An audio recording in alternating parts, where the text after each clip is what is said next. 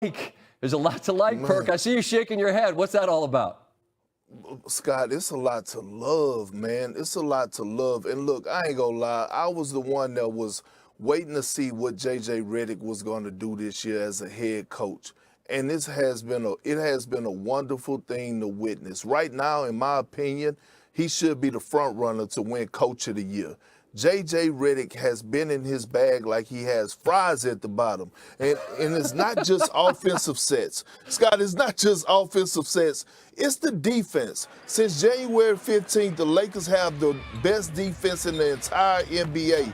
And what J.J. Redick is challenging his opponents to do is to make three-point shots. We saw last night against the Minnesota Timberwolves, they couldn't hit shots. They shot 12 for 41 from the three. Tonight, I believe the Clippers shot 9 for like 27 or something to that nature. And what JJ has done, got the ears, got the attention of this locker room. We're talking about a team that came in on a back-to-back, didn't have one of their key guys in Rui Hachimura. Austin Reeves went out at halftime, and all of a sudden they dug deep to get a win against a Clippers team who actually needed this win because Golden State are on their heels. Impressive all across the board. When it comes to LeBron, it reminds me so much of Tiger, a guy who I covered my whole career. At some point, you run out. Like, I don't know what there else is to say about the dude. But, I mean, we were joking with him. I'm not even kidding. I'm saying, look, at 40, I stopped being able to do stuff. What is the man done this season that most impresses you, Perk? For me, it's the long list, but for most impresses you. Scott, you do realize that LeBron James and I played on the same AAU team. You do realize that LeBron James and I were in the McDonald's All-American game together. Now look at you, Perk. You're trying to get those fries at the bottom of the bag, and he's still out there playing, man.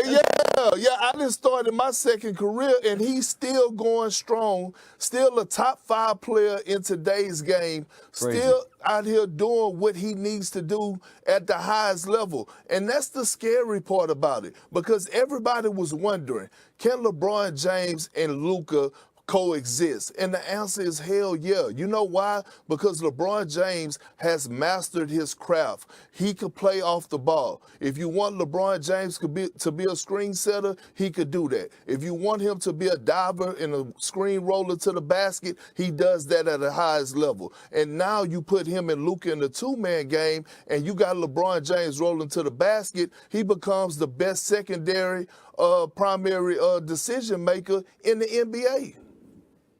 I'm still at the point, Perk, where several times a night I just say out loud, Luka plays on the Lakers. You know what I mean? Like, it's just a crazy, it's the craziest thing in the world to me. But look, hey, everybody in the West is going to have to get ready for it because it's coming, and they get win number 37 tonight. Perk, it's cool to talk. I look forward to doing it. I hope in the playoffs I see you doing your thing everywhere. It's great to do it with you here tonight. I appreciate it. I appreciate you, legend. Thanks for having me. In Boston. Best record in the NBA belongs to Cleveland. Boston, of course, the reigning champion. So this is good on good. But it started out like it was we're the champs and you're not. That is a 3 from Derek White. That's cash, and it's 11-0 home team. 14-2. There's Jaylen Brown. And it's 17-2. Defense is going to turn to offense in a hurry. And this is one, if you were playing a video game, you reset it, throw the controller, get in a fight with your little brother, whatever. It's 25-3. The Cavs are down 22 after Tatum, who had 18 in the quarter, buries that 3. But they give you 48 minutes in this league. And when Tatum hits that step back, the lead's pushed back to 11 after Cleveland settled in and starts to fight back.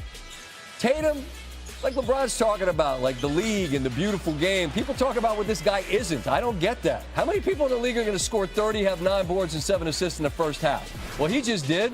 Celtics up 10 at the half. But here comes Cleveland, and oh my goodness, that is Spider. Donovan Mitchell with the monster dunk, and it's a 10-point game. Then Mitchell on the drive, float game, on point, and it's a 6-point game late third. Then it's Mitchell in rhythm. That is cash, and suddenly it's just a 3-point game, and now we get to the good stuff, right? The last 12 minutes in the league. We're knotted up at 12. There goes Mitchell. Step back, Cavs up by 3. Next Cavs possession. Mitchell with the miss, and there's Mobley with the putback. Mobley had 17 to go with a dozen boards. Here comes Jaylen Brown. Plows through Garland, play on, no call. Brown had 37. And with about 3 to go, man, Garland's trying his best to hold his ground, but Brown's just got a little size on it. We're tied at 114.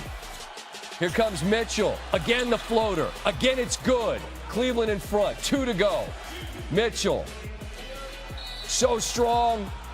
Horford called for the contact. Mitchell's the first player with 4 30-point games in a season against the Celtics since LeBron in 2009-10. Cavs up 5 after the free throw. Darius Garland gets the clean look.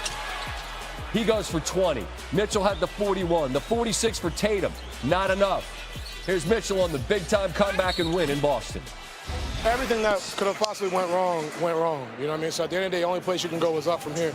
You know what I mean? And I think the biggest thing is when we came into halftime, or came into the second quarter, we were down 12. You know, we've given up 38-point quarters before. It's just how do you respond? Got to give major credit to them. They're a hell of a team. And so for us, just trying to continue to stack, you know, quarter by quarter, and we did a good job. They climbed back into the game on the road. It's tough to do, so you got to give them credit. Do I think we, had enough to win the game? I think so for sure. We'll look at it on film and get better and see where spots that we can all improve on. But regardless of who was sitting out, we should have won this game.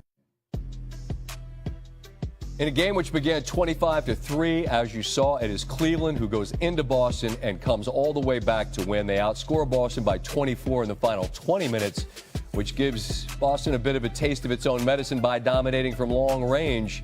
22-point comeback, which is the largest this season for Kenny Atkinson's squad. Kendrick Perkins joins me now. And Perk, this Cleveland start is the best in its franchise's history. And Boston are the champs until someone takes the belt. They remain that. But I'm asking you, this 49-10 Cleveland team, do you believe they are as good as the record indicates they are and as good as the performance tonight says they are? You know what, Scott, I do. I still have the Celtics pick to come out of the Eastern Conference. Got to remind the world that they were missing 2 key guys in Drew Holiday and Kristaps Porzingis. But I will say this was a brawl for it all, and this was the most important, impressive win of the Cavs season this season. And when I look at it, it was led by Donovan Mitchell. And Donovan Mitchell did what superstars are supposed to do on the road when other superstars on the other team are going at them. He set the tone in the third quarter with that dunk right there, and then the rest was history. The Celtics tried to switch Hauser. They tried everything under the sun, but nothing could stop this